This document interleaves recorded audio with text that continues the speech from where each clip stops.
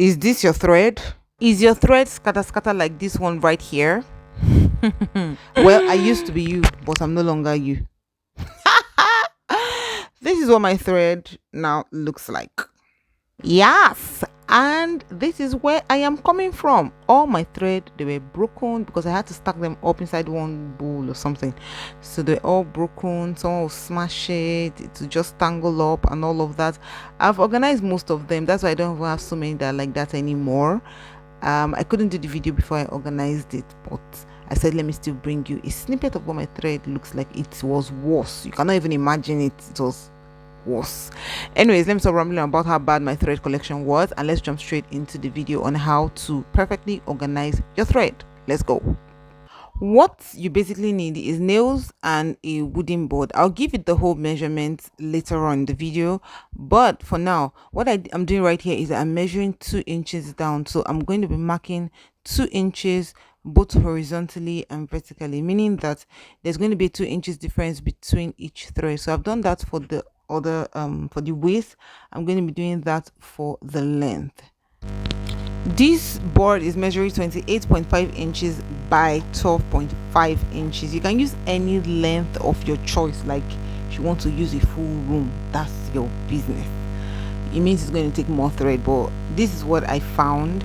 And how did I get the wood? I got it from a carpenter down my street, so you can maybe buy or something. But if you don't find, there's always one easy way to do it.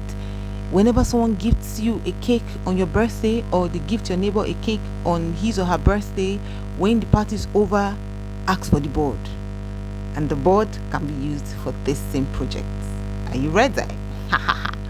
So I'll just mark the 2 inches all the way. These 2 inches I'm marking right here is to enable me know exactly where to position the thread, plus it's going to form the distance between each of the thread, because you do not want a situation whereby the thread is not clustered together, and you also want it to be arranged. So these are the nails I'm going to be using. I'll be putting those nails at the point where I marked it. I'm going to get these nails. I went to get it at where they sell building materials, and what I bought was 1 pound weight. So that's what you ask for when you want to buy it.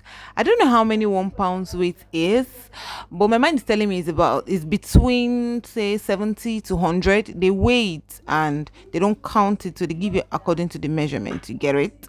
So I didn't find a hammer, or rather where my hammer was far, so I decided to use a plier, which eventually backfired because it didn't stay put.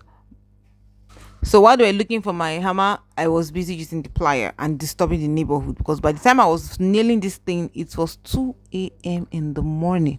I used my conscience to just stop because I didn't want to cause problem in the environment. So this is the next day, and I finally got my hammer and I started to use the hammer, but I was also careful because I didn't want to nail the tile and destroy the ground. So it's because of you that I'm having to do this indoors. Usually I do this outdoors, so please make sure you do this outdoors. Do not do it indoors, so you don't spoil the ground. So occasionally I was careful, I was mindful, I didn't hit it too hard because I didn't want to dent the floor.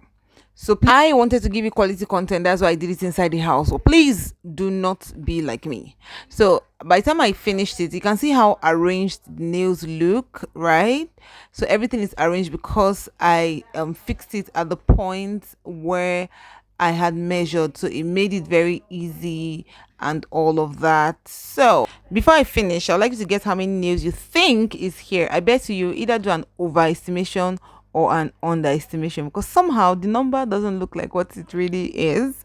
So after I did that, I went back to the carpenter. I could have done it myself, but I just felt why not go back to the carpenter. I bought this paint not from the carpenter but from where I bought the nails, and I told the carpenter to fix it for me. So he used this drill and used a screw nail to put the nails in. If not, what would have done was that he'd have bought like all those small 2 inches nails and nail it in the way I nailed the whole board.